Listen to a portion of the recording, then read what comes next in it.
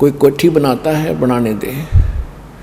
कोई डीजे बजाता है, बजाने दे, फोड़न दे करण मुसन अपने। कोई शराब पीता है, चौधरी पाक के अंडे। आपके भगवान के ज्ञान के आधार से आपको आपके और उसके भविष्य की तुलना करनी चाहिए। क्या बताते हैं? 3 लोक का राज जीव को जय कोई दे, लाख बधाई क्या करे जय नहीं नाम तेने। यदि 3 लोक का भी कोई राजा बन जा, यदि वो भक्ति नहीं कर रहा है तो धिक्कार है उसके जीवन को। राम रटत निर्धन भला भाई, टूटी घर की छान। वो सुंदर महल किस काम के, जा भक्ति नहीं भगवान। परमात्मा कहते हैं कि भगवान की भक्ति करने वाला वो भक्त परमात्मा को बहुत प्रिय है और बहुत ही धनवान है वो भक्ति मार्ग में, जिसकी झोंपड़ी की चाहे ऊपर की छत भी टूटी हो लेकिन भक्ति कर रहा हो। और जो भक्ति नहीं कर रहे वो चाहे आलीशान महलों में रह रहे हों, उनका भविष्य कुछ भी नहीं है। आज कोठियों में रहते हैं, जनता में उनकी खूब शान है, शौकत है, और कल भाई की मृत्यु होगी, वो कुत्ता बनकर उसी कोठी के बाहर बैठा होगा, गली के अंदर चाट ले उस कोठी ने। अब के काम आई वो सारी उम्र असंख्य ना जाने कितने वर्षों, हजारों वर्षों, लाखों वर्षों तक धक्के खावेगा। एक 10-20 वर्ष के लिए कोठी बना के इसमें चौधरी पा के, और उसमें रहता कितने समय है वो व्यक्ति। पुण्यात्माओं, आप जी ने परमात्मा के द्वारा दिए गए ज्ञान पर अमल करना पड़ेगा। ये बातें कहने सुनन की नहीं, ये कर पाड़न की है। ये मैंने कह दिया, आपने सुन ली, भाई बहुत बढ़िया सत्संग कराया गुरु जी ने, नहीं, ये आपने अमल लानी पड़ेगी, अमल में लानी पड़ेंगी, तब आपका कल्याण संभव है। अब परमात्मा स्वयं भी एक कुटिया में रहते थे, अपने हाथ से कपड़ा बुनकर। पुण्यात्मा विचार करो,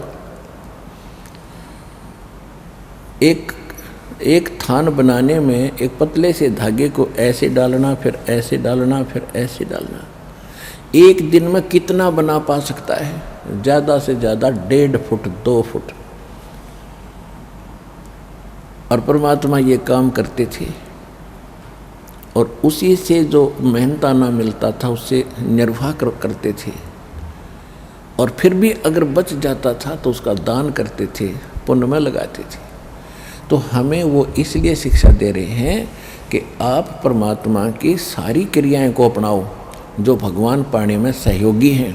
दान भी करो, चाहे वैश्य कितने निर्धन हो, उसी से निकाल कर कुछ दान जरूर करो।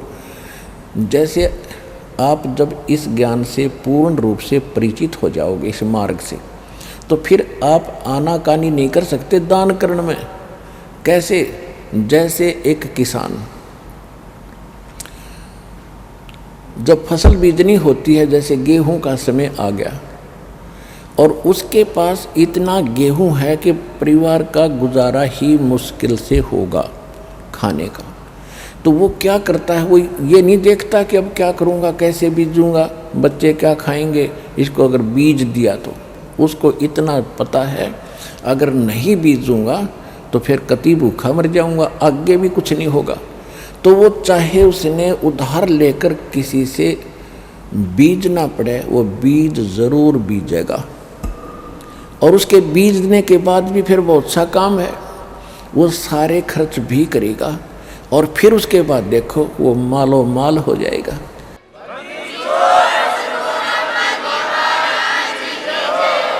इसी प्रकार आप जी ने ये बीज धर्म का बोना पड़ेगा।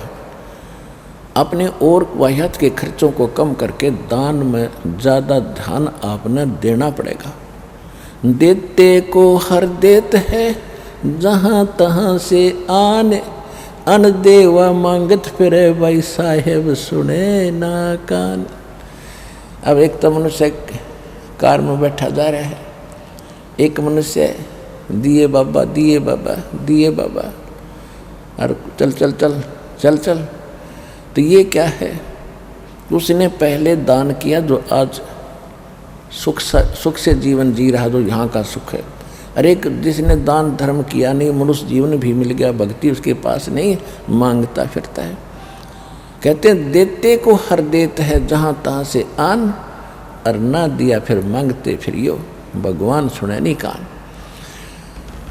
तो पुण्यात्माओं, परमात्मा कबीर साहब ने स्वयं आकर के सब क्रियाएं हमें बताई है और स्वयं उनको प्रैक्टिकल करके दिखाया है कि तुम भी करके देखो जो परमात्मा कह रहे हैं। तो देखो, पहले तो दास ने आपके हृदय में ये सिद्ध किया है कि कबीर इज गॉड। जिनको नहीं शंका है, अभी थोड़े दिन नए नए आए हैं, वो उनको हो जाएगा क्योंकि तो प्रमाणित है। तो सबसे पहले तो ये सिद्ध हो गया कि कबीर भगवान है। दूसरा ये फिर आपने ऑटोमेटिकली पता है कि भगवान जो कहता है वह सत्य होती है, उसने कोई मिटाने वाला नहीं है, वो सारी सच्ची होती है।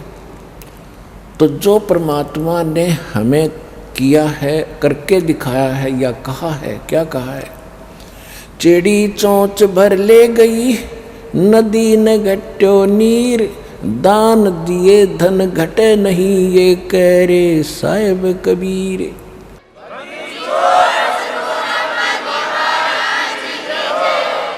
परमात्मा अपने दस्तक कर रहे हैं कि मैं कह रहा हूँ दान देने से धन नहीं घटता, पर कैसे दान करे? गुरु बिन माला फेरते, गुरु बिन देते दान, गुरु बिन दोनों निष्फल हैं, चाहे पूछो वेद पुराण। अब दान भी अधिकारी को दोगे तो लाभ होगा। जैसे बीज भी उपजाऊ जमीन में बोओगे तो प्रतिफल मिलेगा। यदि रेही और घटिया जमीन में आपने बीज बो दिया, कुछ भी हाथ नहीं लगेगा। तो गुरु बिन माला फेरते, गुरु बिन देते दान, गुरु बिन दोनों निष्फल हैं, से पूछो वेद पुराण। यानी पूर्ण संत के बिना पूर्ण भक्ति आप नहीं मिली, और आप भक्ति भी कर रहे हो और दान भी नकली संतों को कर रहे हो, तो उससे कोई लाभ आपको नहीं होगा। तो दान भी अधिकारी को करे, और दान देने से धन नहीं घटता, ये भगवान कह रहे हैं। उदाहरण के लिए परमात्मा ने बहुत सी प्रैक्टिकल करके दिखाई है। हम परमात्मा से क्या मांगते हैं? बहुत ज़्यादा धन हो, कोठी हो, कोई फैक्ट्री लग जाए भगवान, और परमात्मा कहते हैं परमात्मा से ये मांगो। कबीर साहब कहते हैं साईं इतना दीजियो जा मैं कुटुंब समावे, हम भी भूखे ना रहें अतिथि न भूख हो जाए। परमात्मा कहते हैं मेरे से इतना मांग लो, और इसमें सब कुछ आ गया भक्तों, सब कुछ आ गया। जा मैं कुटुंब समावे, साईं इतना दीजिए जा मैं कुटुंब समावे, यानी रिक्वायरमेंट ऑफ द फैमिली, परिवार की आवश्यकताएं पूरी हो, और हम भी भूखे ना रहें, और कोई अतिथि द्वार पे आवे दाता वो भी भूखा ना जाए, सब कुछ मिल गया। आवश्यकता जो परिवार की, भगवान को खूब पता है इस बच्चे को किस चीज़ की आवश्यकता है। हम अननेसेसरी मांगते हैं कोई चीज़ें जिनकी आवश्यकता नहीं है, तो परमात्मा आपको नहीं देगा, और उनको आप ये मान लेते हो कि हमें कोई लाभ नहीं हो रहा। जैसे छोटे बच्चे होते हैं आपके, आपको उन बच्चों से पहले पता है गर्मी में कौन सी पोशाक लानी है, सर्दी में कौन सी लानी है। अब इसको दूध पिलाना, बच्चा तो पता भी नहीं दूध कब पिएगा कि ना पिएगा, खाना खाने की भी नहीं चिंता, वो तो खेलता ही रहता है। माता पिता ज़बरदस्ती उठा कर लाते हैं, बेटा खाना खा, बेटी खाना खा, और ये कपड़े पहन, जुराब पहन, जूते पहन, जर्सी पहन, और फिर जा खेल ले।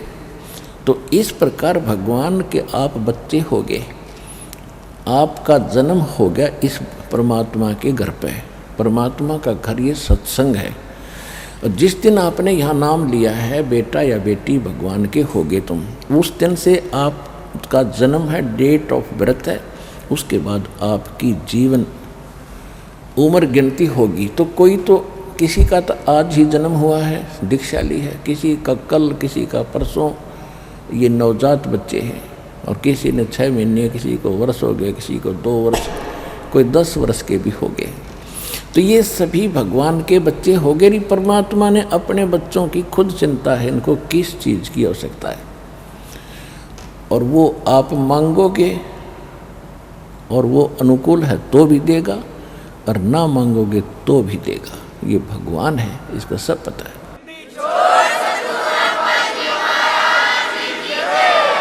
जब हम एक मनुष्य हैं, हम ही अपने बच्चों की इतनी चिंता करते हैं तो परमात्मा है, वो तो परमात्मा है, समर्थ है, उसके घर में किसी चीज़ की कमी नहीं है। साईं के दरबार में कमी कहे की ना, अनसा मौज नहीं पावता तेरी चौक चाकरी माँ। कि इस कबीर भगवान के दरबार में, समर्थ के दरबार में किसी वस्तु की कमी नहीं है, अभाव नहीं है। और यदि आपको परमात्मा नहीं दे रहे हैं तो आपकी कोई चाकरी में चूक है, आपकी कोई श्रद्धा भावना और सेवा में कोई कमी है, उसकी त्रुटि पूरी करो, फिर क्यों ना मिलेगा। दूसरी बात ये होगी कि उसकी आपको आवश्यकता नहीं है और आप अननेसेसरी वस्तु मांग रहे हैं तो भी भगवान आपको नहीं देगा। अब जैसे कोई हाई ब्लड प्रेशर का मरीज और हलवा खान की कह गणाएँ खिला दे तो डॉक्टर अलाउड नहीं करे, कतई नहीं देगा उसको, चाहे खुश रहे और चाहे रो, क्योंकि उसको मारना नहीं उसको। इसी प्रकार परमात्मा वो वस्तुएं आपको नहीं देगा जो आपके भक्ति मार्ग में आपको हानि करे। अब जैसे परमात्मा ने आकर के शुरुआत में ये ज्ञान दिया, वो क्या बताया करते थे, एक सतगुरु की भूमिका भी परमात्मा ने की, कबीर भगवान ने एक अच्छे नागरिक की, कि अपना करके खावे और किसी का ले तो देवे भी, अपना 10 नाखूनों की कमाई से काम करे, उससे अपना निर्वाह करे, घर में भी सुख, शरीर में भी सुख और भक्ति भी प्रफुल्लित कहनी होगी। तो परमात्मा ने एक तो ये रोल किया, दूसरा ये किया कि वो सतगुरु हैं, वो सारी सृष्टि के पालनहार हैं और वो जगत गुरु हैं, पूरी सृष्टि को, विश्व को सत्य ज्ञान, सतगुरु हैं, सच्चा ज्ञान देने वाले गुरु हैं, वही हैं। भगवान ही हो सकता सतगुरु, ये बाकी नकली अपने बेशक सतगुरु लिखे नहीं, वो सतगुरु नहीं है, जिनको ज्ञान नहीं, सच्चा ज्ञान ही नहीं, सच्चा मार्गदर्शक नहीं वो, तो सतगुरु कहाँ से हो गया। तो वो सतगुरु की भूमिका भी वही करते हैं क्योंकि वो उनके विधान में है। वेद बताते हैं परमात्मा ऊपर रहते हैं सतलोक में, वहाँ मनुष्य दृश्य हैं, राजा के समान वहाँ एक सिंहासन यानी तख्त पर बैठे, अनंत कोट ब्रह्मांड के संचालक, कंट्रोलर यानी महाराजा के पद पर वो विराजमान है। जैसे हम सुना करते कि दिल्ली के तख्त पर, सिंहासन पर फलाने राजा इतने दिन रहा, वो इतने दिन रहा, तो ये तख्त मीन एक सिंहासन अर्थात एक राजपद। तो परमात्मा महाराज पद हैं, वो सतलोक में रहते हैं, वो सारी सृष्टि के संचालक और कंट्रोलर हैं, वो सब के मालिक हैं। वहाँ सिंहासन पर सिर पे मुकुट है मालिक का, ऊपर बहुत सुंदर सफ़ेद छत्र बना हुआ है, एक बहुत बड़े गुम्बद के अंदर, जैसे बहुत सुंदर मंदिर नहीं कह सकते, मंदिर की तो चोटी नो कर दें ऊपर से, वो ऐसे गोल गोल सी ऐसे ही होती है गुम्बद। एक बहुत बड़े गुम्बद में, सफ़ेद गुम्बद में मालिक बैठे हैं। और फिर यहाँ आते हैं वो 3 स्थिति से, 3 प्रकार की स्थिति से हमारी सभी केयर टेक करते हैं, देखभाल करते हैं। एक शरीर जो ऊपर परमात्मा बैठे हैं, एक रोमकूप में करोड़ सूर्य मिला दे, एक रोम बोलते हैं बाल को, और रोमकूप बोलते हैं जहाँ बाल उगया है, इसको रोमकूप कहते हैं। तो शरीर के एक बाल में करोड़ सूर्य मिला दे, करोड़ चंद्रमा, इतनी रोशनी एक बाल की, एक रोम की, ये तो मालिक का इतना सुंदर और तेजोमय शरीर वहाँ पर है। उसी शरीर युक्त परमात्मा यहाँ आ जाए तो हम सबकी चरम दृष्टियाँ ऐसे बंद हो जाएंगी जैसे सूर्य को देखकर उल्लू पक्षी की आंखें बंद हो जाती हैं। इसलिए परमात्मा अपना हल्का तेज पुंज का हल्का शरीर करके अपने यहाँ हमें यहाँ दो प्रकार से आते हैं। एक तो प्रत्येक युग में मालिक एक शिशु रूप धारण करके और किसी कमल के फूल के ऊपर विराजमान होते हैं, और कमल का फूल अंडरस्टूड है कि वो जल में ही होता है। तो इसलिए परमात्मा को नारायण कहते हैं। नार माने जल, आयन माने वहाँ पर आकर विराजमान, कहीं से आकर विराजमान होने वाला। तो नारायण वास्तव में कबीर भगवान है। और बाकी इन सब का जैसे विष्णु जी से शेषनाग की सैया पर सो गए, नारायण बन गए। फिर शेषनाग तो उससे पहले नारायण, क्योंकि वो तो रहे इस पानी में जल में रहता है। तो ये नकली नारायण थे। असली नारायण वो परमात्मा है। उसके लिए ही वेदों में नारायण लिखा है कि वो एक कमल के फूल पर आके विराजमान होता है। वहाँ से निसंतान दंपत्ति उनको उठा ले जाते हैं। फिर एक जीवन, एक उस समय का जो क्रिया होती है, कर्म होते हैं, एक यानी निर्वाह के लिए वो सभी करते हैं, और साथ में वो अपना ज्ञान भी प्रचार करते हैं, अपनी जानकारी भी देते हैं। इसी पर फिर दूसरी स्थिति परमात्मा की है, वो कभी भी आकर यहाँ दो प्रकार से आते हैं। कभी भी कहीं भी अन्य रूप धारण करके किसी साधु संत भगत का वो कहीं प्रकट हो जाते हैं, अपने भक्तों से मिलते हैं, अच्छी आत्माओं से मिलते हैं, उनको ज्ञान देते हैं, उनको अपने से परिचित कराते हैं, और फिर वो भक्त परमात्मा की महिमा आँखों देखा सुनाते हैं।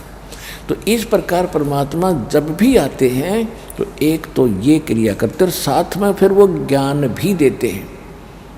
जैसे शिशु रूप धारण करके आते तो भी वो ऐसा ही करते हैं। बड़े होते ही 5 वर्ष की उम्र में परमात्मा ने बड़े बड़े विद्वान पंडित प्राकांड विद्वानों के छक्के छुड़ा दिए थे ज्ञान में, किसी के पास जवाब नहीं था।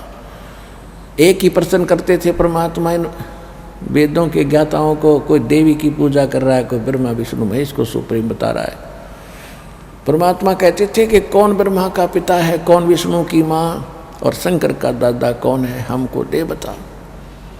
तो सभी फिर करते थे, ये तो अजरो अमर है, इनका कोई माता पिता नहीं है, ये दुल्हा झूठ बोलता है, ये क्या जाने वेदों और सदग्रंथों की गहराइयों को।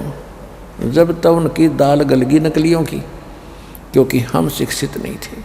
और वही ज्ञान भगवान का दिया हुआ आज दास को प्राप्त हुआ। और 600 वर्ष पहले जो मालिक के सूक्ष्म वेद में सच्चिदानंद घन ब्रह्म की वाणी कबीर वाणी में लिखा था, आज दास ने सदग्रंथों से प्रूव कर दिया कि भगवान ने 600 वर्ष पहले बताया था, और ये नकली मना किया करते थे कि ऐसा ग्रंथों में नहीं है। तो who is God, Kabir is God. जो अनपढ़ कहते थे तुम इसको, ये कुछ नहीं जानता, ये क्या जाने ग्रंथों को, उन्होंने 600 वर्ष पहले तुम्हारे ग्रंथ खोल कर रख रखे थे सिंपल लैंग्वेज में। तो हु इज गॉड?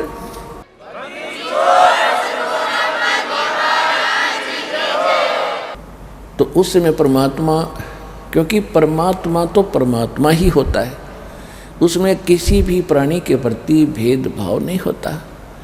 उसके हिंदू भी उसके बच्चे हैं, मुसलमान भी उसके बालक हैं, सिख भी उसी के बच्चे हैं, ईसाई भी उसी के बालक हैं।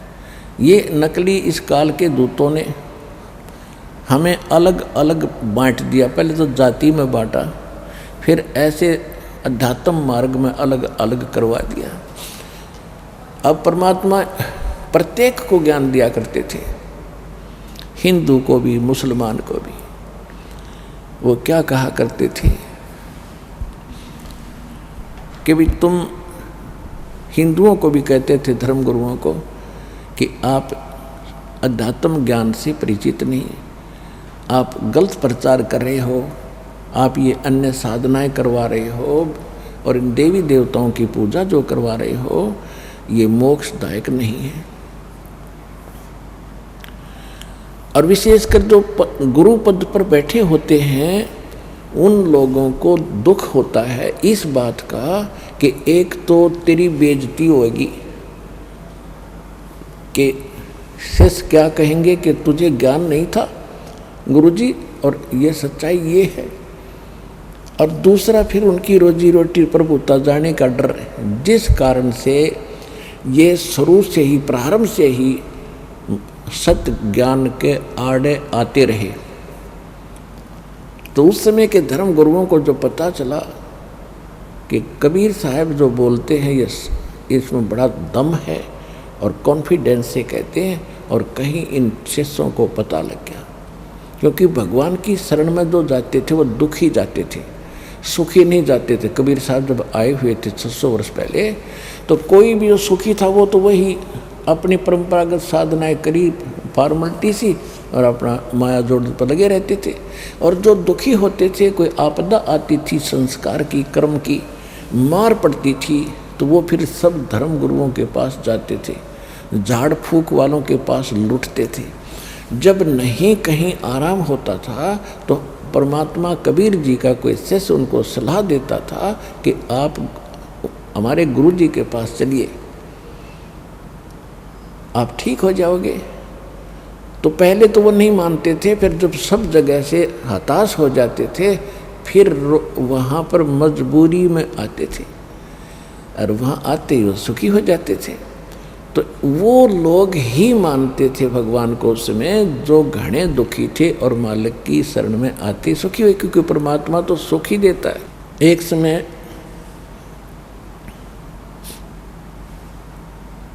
एक ब्राह्मण परिवार जिसकी 2 लड़के 2 लड़कियां थी, और वो बहुत ही कर्म की मार से, प्रारब्ध के संस्कार से घना दुखी था। तो पहले जैसे भी अपनी परंपरागत साधनाएं थी वो कर ही रहे थे। उन साधनाओं के करते करते ही उनके घर पर पैर टूट गया।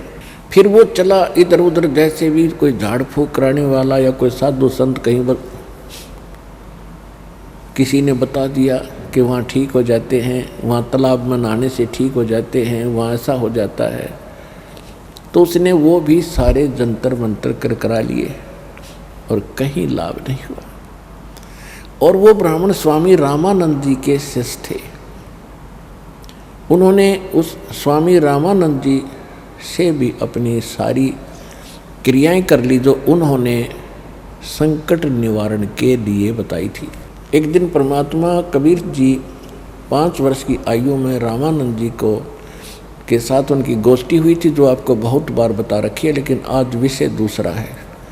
उसके बाद परमेश्वर, वो जो ब्राह्मण था वो रामानंद जी का पहले से ही शिष्य था, बचपन से ही, और उसके बाद भी उसकी इतनी बुरी हालत हो गई थी। एक दिन वो ब्राह्मण फिर गया हुआ था, उधर से परमात्मा कबीर जी भी उस स्वामी रामानंद जी के पास उस आश्रम में विराजमान थे। अब स्वामी रामानंद जी परमात्मा को देख चुके थे, सतलोक सचखंड में जाकर वापस आ चुके थे, और फिर वो कहते थे कि उन्होंने वैसे शिष्य बनाने बंद कर दिए थे।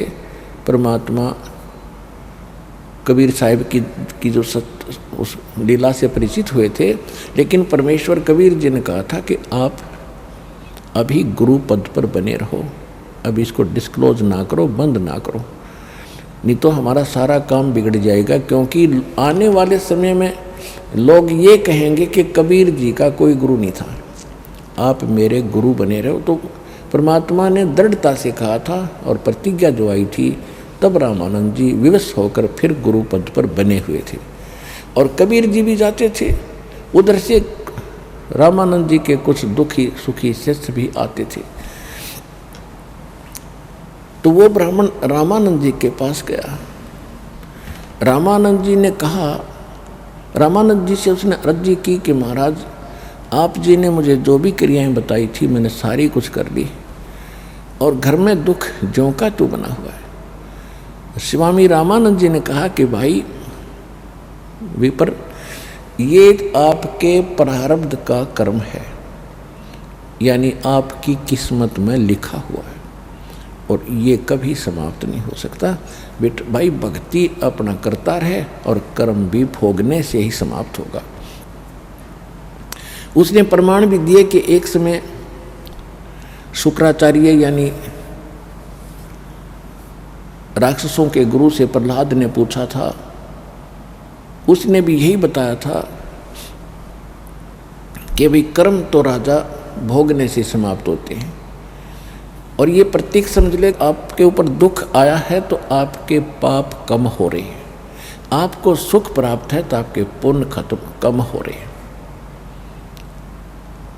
इसी प्रकार देवताओं के गुरु ने भी यही ज्ञान दिया था कि कर्म तो भोगने से ही कटेंगे, पुण्य भी भोगने पड़ेंगे और पाप भी।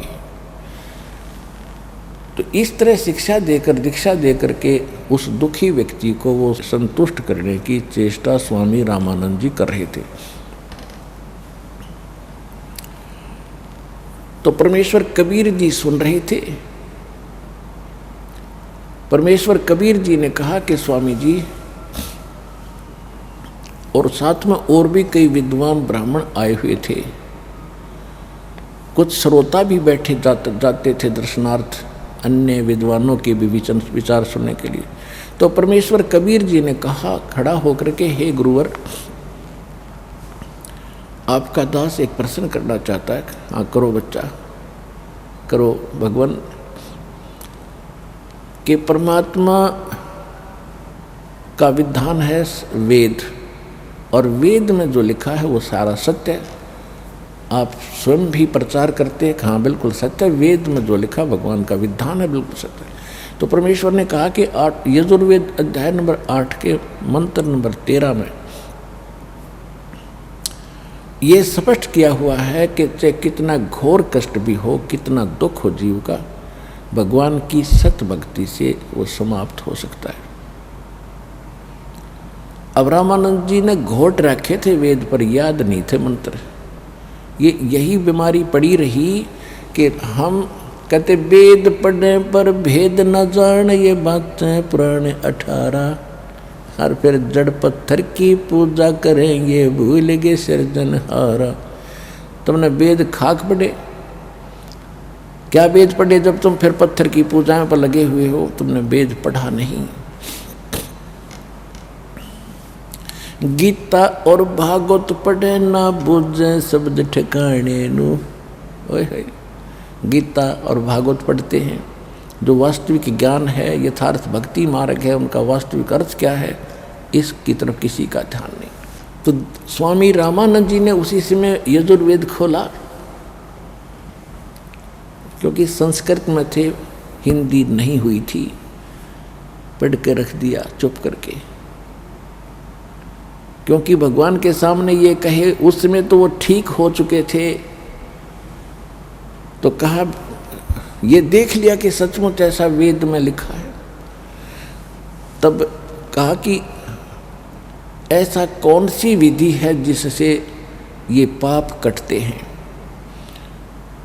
परमात्मा ने कहा कि वेद, यजुर्वेद अध्याय नंबर 40 के मंत्र 10 में ये भी कहा है कि कोई तो परमात्मा को संभवात कहता है। संभवात माने जन्म लेने वाला, जैसे श्री राम, श्री कृष्ण, अन्य अवतार जो 8-9 मानते हैं, ऐसा। असंभवात होता जो कभी जन्म नहीं लेता, अजन्मा है। लेकिन इसकी सही जानकारी तत्वदर्शी संत बताते हैं, उनसे सुनो। तो वेद में लिखा है तो सही, लेकिन उसका समाधान इनकम्प्लीट है, और वो मेरे पास है, मैं उसको ही दूंगा जो मेरा शिष्य बन जाएगा।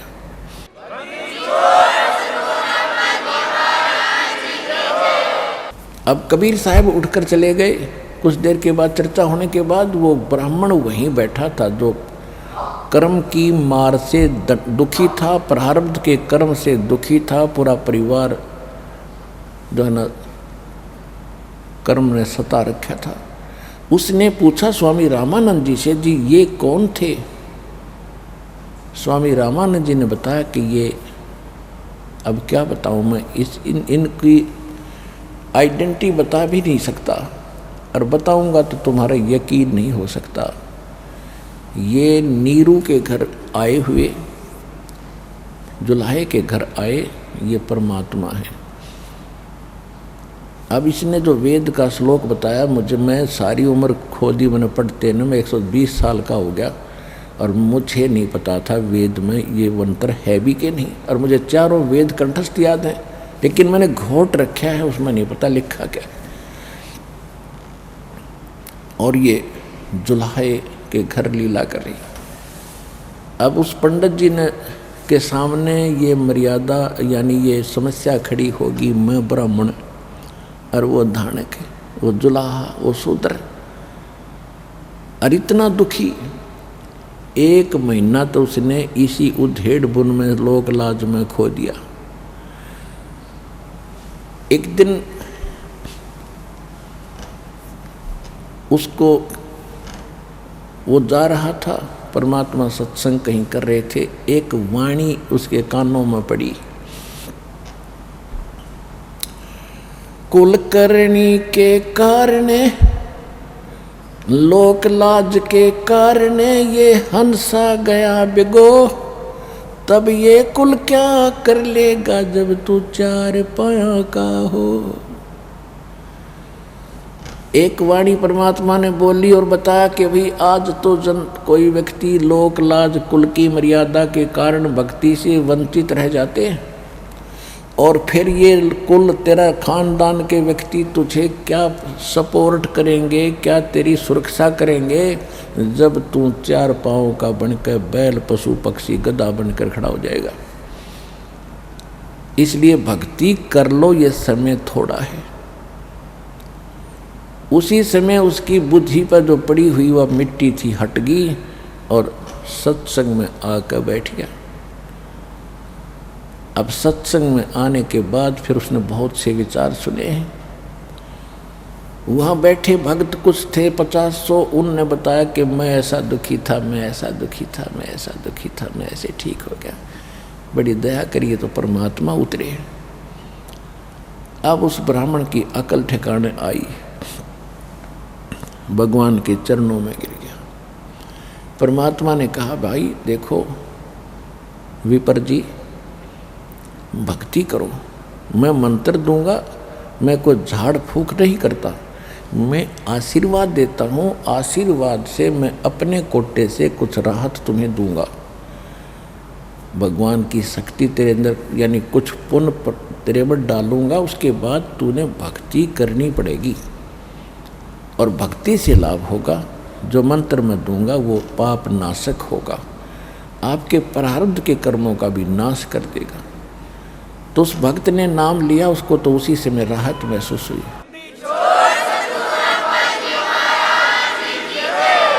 उस भक्त ने नाम लिया, उसको तो वहीं राहत महसूस हुई, हल्का फुल्का शरीर हुआ। उसने घर आके अपने सारे परिवार को बताया और कहा तुम चलो। तो पहले वो अपने लड़कों को लाया, लड़कों को लाया, नाम दिलाया, परमात्मा का आशीर्वाद पाया। दोनों बच्चे धीरे धीरे धीरे धीरे कति ठीक हो गए। उसके बाद फिर लड़कियों को लाया, अपाहिज ही पड़ी थी, पता नहीं मेंटलिटी डिस्टर्ब थी, किसी को कुछ रोग था, किसी को कुछ तक समस्या थी। फिर उसकी पत्नी और वो सारों सब ने दीक्षा ली। उसी के कारण, उस बीमारी के कारण वो बहुत कड़ा कर्जवान भी हो गया था। इतना कर्जवान हो गया था कि उसके रिश्तेदार भी मुंह मोड़ गए थे। द्वार पर जाता था, पता लग जाता था कुछ मांगने आया है, और सामने वाले को भी पता होता है कि ये क्या सोच रहा होगा, अंडरस्टूड है उसको भी कि ये सोच रहा होगा मैं कुछ मांगने आया हूँ। तो उसकी नज़र में भी अंतर हो जाता है, रिश्तेदार भी दूर हो जाते, भाई भी दूर हो जाता, माँ बाप भी हरकत थोड़े से ढीले पड़ जाते हैं, आपत्ति ऐसी बुरी होती है। तो इसलिए हमने परमात्मा की आवश्यकता है जो उसमें सारे ही गुण हैं। तुमेव माता च पिता तुमेव बंधु च सखा तुमेव विद्या च द्रविण तुमेव सर्व मम देव देव। कि हे सब भगवानों के भगवान, आप ही मेरे माँ, आप ही पिता, यानी सभी रोल सभी गुण भगवान के अंदर है। वो कभी मुंह नहीं मोड़ता, कितना ही आप कितनी बार याचना करना, अगर जायज होगी तो सारी सुनेगा आपकी।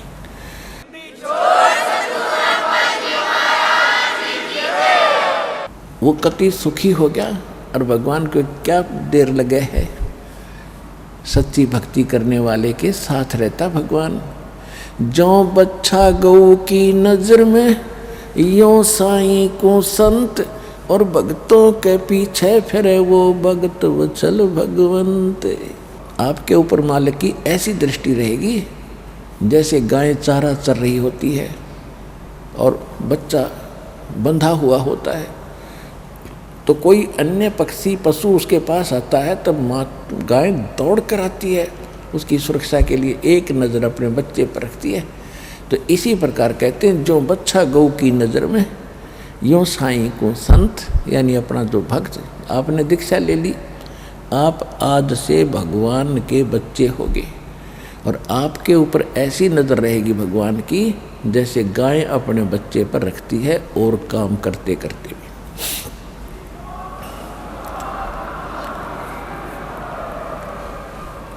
जो बच्चा गौ की नज़र में यूँ साईं को संत, और भक्तों के पीछे फिरे वो भगत वत्सल भगवंत। अब वाहियात के खर्चे उनके ख़त्म हो गए, दवाई झाड़ फूकों पर पैसे लगते थे वो बंद हो गए, और तीनों पिता पुत्र कमाने योग्य हो गए। लोग लगे मजदूरी, जो भी मिला वही कर ले, लोक लाज नहीं करनी। परमात्मा ने कहा बेटा जो भी काम मिला वही कर लो, इसमें अहम ना करना।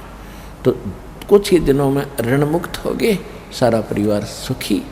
जो रिश्तेदार उनको सामने मुंह से भी बात करना नहीं चाहते थे, वो प्रार्थना करते हैं अपने घने दिन हो गए आए नहीं हमारे यहाँ। अब जब उनको सब सुख मिल गया भगवान से, तो संसार में भी तुम इज्जत चाहते हो, यहाँ भी सुख से जीना चाहते हो। परमात्मा कहते हैं तुम फिर भी मेरी शरण में आ जाओ, तुम्हें यहाँ भी सुथरा जीवन दूंगा और मोक्ष करूँगा।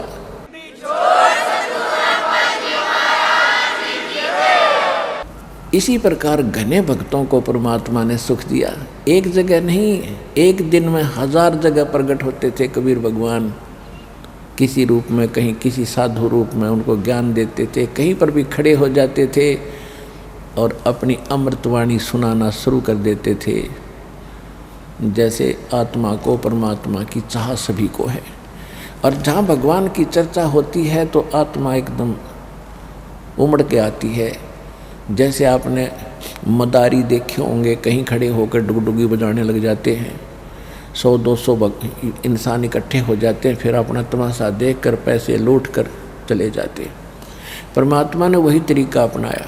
कहीं चौराहे पर खड़े हो जाते थे और खड़े होकर के इकतारा लेकर और क्या सुनाते थे, राम नाम रटते रहो जब तक घट में प्राणी, कभू तो दीन दयाल के बनक पड़ेगी कान। दुख में सुमरण सब करें, सुख में करे ना कोई, जय सुख में सुमरण करे तो दुख कहे को होए। सुख में सुमरण किया नहीं, फिर दुख में करते याद, कहे कबीरता दास की कौन सुने फरियाद। पृथ्वी पति चकवे गए जिनके चक्र चलंत, ये रावण सरीखे कौन गिने ऐसे गए अनंत। सर्व सोने की लंका थी वो रावण से रणधीरम, एक पलक में राज विराजी फिर जम के पड़े जंजीरम। मन तो सुख के सागर बस रे है भाई और न ऐसा यस रे। मन तो सुख के सागर बस रे है भाई और न ऐसा यस रे। तो परमात्मा स्थान स्थान पर जाकर ये समझाया करते थे, अगम निगम को खोज लो बुद्धि विवेक विचार, उदय अस्त का राज मिले तो बिन नाम बेगारे। कबीरा सब जग निर्धना धनवंता ना कोय, धनवंता सो जानिए जिस पर राम नाम धन होवे। अपने आत्माओं, आप जी को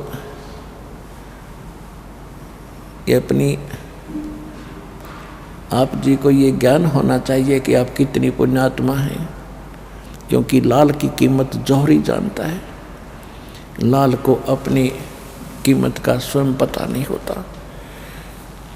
तो ये दास जौहरी बनाया भगवान ने। और आप जितने भी बच्चे या बूढ़े बुजुर्ग भाई बहन बेटी माता यहाँ आई हैं, आपकी छोटी किस्मत नहीं है। आप बेशक से संसार की दृष्टि में चाहे हैंड टू माउथ हो, चाहे कितने निर्धन नजर आते हो, लेकिन आप भक्ति धन के बहुत बड़े धनवान हो, तभी आपको ये स्थान मिला है। और यहाँ आने के बाद आपकी निर्धनता भी दूर होगी, आपका ये कष्ट भी दूर होगा, यदि आप दृढ़ता से धैर्य से कुछ दिन सच्चे दिल से मर्यादा में लगे रहोगे। क्योंकि मर्यादा बहुत ज़रूरी है प्रत्येक चीज़ में। किसी में देख लो, जैसे डॉक्टर दवाई दे रहा है और हाई ब्लड प्रेशर का व्यक्ति फिर हलवे खा रहा है या कोई और ऐसी चीज़ें खाता है, तो क्या फ़ायदा उस औषधि के लेने का। औषधि ले और परहेज रखे। इसी प्रकार परमात्मा कहते औखद गावे पत्थर है तब पावे दीदार। यानी राम नाम की औषधि जो दी जाती है उसको प्रयोग करे और पथ्य रखे, यानी परहेज रखे, फिर आपका मोक्ष होगा, घर में भी सुख होगा, सब काम होगा।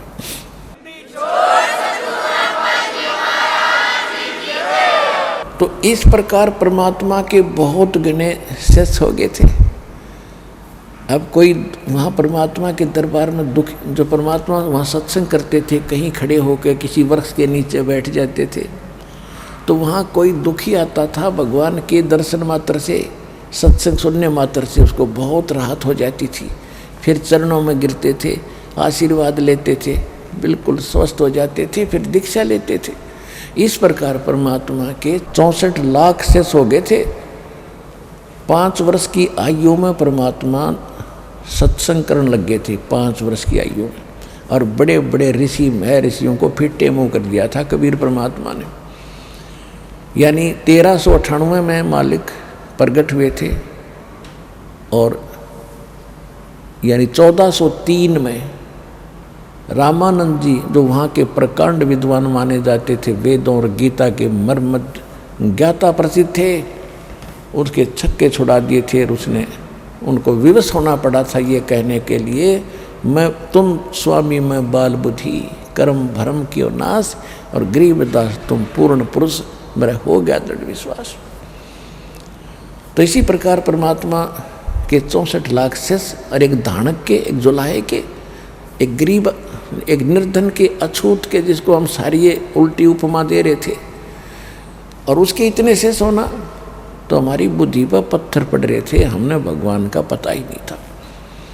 हमने तो ये भगवान मान रखे थे जिसने कोई मोटी सी गदा उठा रखी हो, या किसी ने तीर ले रखा हो, या सुदर्शन चक्र काट दे गणे ने, इसे तो भगवान सब हो जाएंगे। पुलिस वाले भगवान है, किसी हमारा डंडा और वो हाथ जोड़ के खड़ा हो जाए।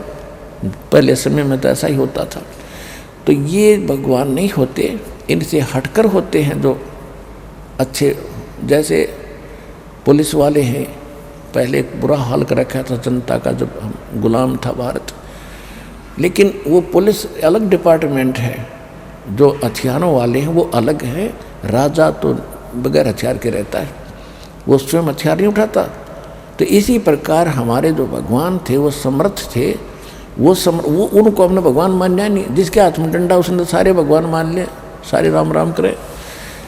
तो कहने का भाव ये है कि हमने पहचान नहीं थी भगवान की, इसलिए ये दाव लगा रहा है नकलियों का। तो सब बहुत से सुखी हुए, परमात्मा के 64 लाख शिष्य हुए, और जो भी नाम ले ले वह 100 जगह गुण गावे, और वो औरों को समझावे, उनके समझ में नहीं आवे, वो फिर पता नहीं के बात बनावे। ये कहें का भगवान है, ये तो एक धानक है, जुलाह है। यानी दुखी आत्मा जो सुखी हुई है वो समाज की नहीं मानता, फिर जब कुछ भी बकवास करते रहो समाज, क्योंकि उसको ऊपर तो रहम हो रहा अलग से। और उस समाज ने जब क्या दिया था, जब कहर टूट रहा था उसके ऊपर। इसी प्रकार एक सर्वानंद नाम के बहुत बड़े ब्राह्मण विद्वान थे। उसने, क्योंकि ब्राह्मणों का काम यही था कि वेद शास्त्र पढ़ो, अपने बच्चों को भी तुम इसी काम पर लगाओ और अन्य समाज को यथार्थ भक्ति का ज्ञान, ग्रंथों का गूढ़ रहस्य बताओ, ताकि वो आपके मुख से सुनकर अपने कर्म धर्म को सुधार के अपना जीवन सफल करें। और उनको इसकी दीक्षिणा देना भी समाज ने शुरू कर दिया था कि आप केवल यही काम करो, सदग्रंथों को समझो और फिर अन्य समाज को बताओ। तो फिर ये क्या हुआ कि इन्होंने, एक समस्या पैदा हो जाती है कि समाज एक भोला है, जब तक इसको स्वयं ज्ञान नहीं है अध्यात्म का, तो जो ज़्यादा धारा प्रवाहिक बोलते थे, संस्कृत घनी बोलते थे, डटे नहीं डटे थे, तो उनको, उनके ऊपर सभी प्रभावित हो जाते थे कि ये बड़ा विद्वान है, इसने संस्कृत भाषा में इतना कुछ बोल दिया। और चाहे सामने वाले का समझ में भी नहीं आता ये बोल क्या रहा है, पर वाह वाह जरूर कर देता था। एक समय एक ग्रामीण व्यक्ति कहीं सत्संग सुनकर एक विद्वान पुरुष का, जो बहुत बड़ा विद्वान प्रसिद्ध हो रहा था, काशी विद्यापीठ पढ़कर आया है, तो वहाँ के लोग आम सभी चले जाते थे। तो वो एक यात्री था, राह चलता, उसने भी पता चला कि कोई विद्वान आया है, थोड़ी चलता चलता आध घंटे सत्संग सुन लेता हूँ, इसके विचार सुनता हूँ। वो विचार सुनकर आधा घंटा बैठा, तब तक वो संस्कृत बोल रहा था, हिंदी तो शुरू भी ना करी थी। और वो उठ के चल पड़ा कि भाई क्या करे, सत्संग तो थोड़ा भी काम कर दिया करे, अब मेरे पास समय नहीं, मैं चलता हूँ। वो चल पड़ा उठ के। आगे एक पाली था ग्वाला, उसने पूछा उस यात्री से, कहाँ से आए हो भाई, कहाँ जा रहे हो? उसने बताया। तो उस पाली ने कहा कि यहाँ एक बहुत बड़ा विद्वान आया है, आपने सत्संग सुनना चाहिए था, आप सत्संग क्यों नहीं सुन के आए? तो उस यात्री ने कहा कि मैं सत्संग सुन के आया हूँ। तो पाली ने कहा कि बैठ जा। तो ग्वाले ने कहा बैठ, मुझे भी बता दो बात। आज क्या बताई महापुरुष ने? अब वो यात्री कहता है कि देखो वो बोल रहे थे संस्कृत में, और मुझे ये तो पता नहीं भाई उसने कहा क्या, पर सत्संग का तोड़ पाट दिया। अरे बुद्धि भ्रष्ट तुझे खुद मालूम नहीं वो बोल क्या रहा था, केवल संस्कृत बोलने से महिमा बढ़ा दी कि भाई कमाल कर दिया, सत्संग का कमाल कर दिया। तो इस प्रकार इन नकलियों की ये महिमा बनी हुई थी, समाज को पता नहीं ये बकवास क्या कर रहे हैं, और सब उनकी महिमा वाह वाह करा करते एक दूसरे तो सुन के। अब क्या होता है कि इस प्रकार परमात्मा की एक लीला न्यारी की दाता ने सिंपल लैंग्वेज में, साधारण भाषा में, अपनी अमृतवाणी में, और वही वेद सदग्रंथों का ज्ञान न्यों का न्यों बोल दिया, और धर्मदास जी ने लिख कर छोड़ दिया। और आज आपके सामने दास ने वो खजाना खोल दिया।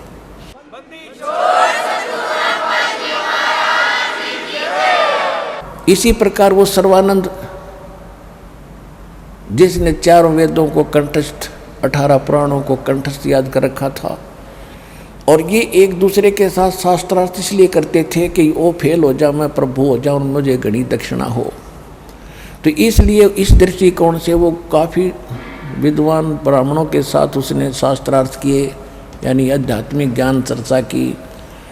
और अपने साथ वो क्या करता था, अपने साथ बैल के ऊपर, बैल जो होता है पहले जैसे गधे के ऊपर बोरा डाल देते हैं ना, ऐसे बैल के ऊपर एक थैला बनाकर उसमें सारे ग्रंथ, चारों वेद पुराण सारे ढक के रखता था आदर से, कि कहीं भी कोई बोलेगा उसी से मैं प्रमाण दिखा दूंगा निकाल के ग्रंथ।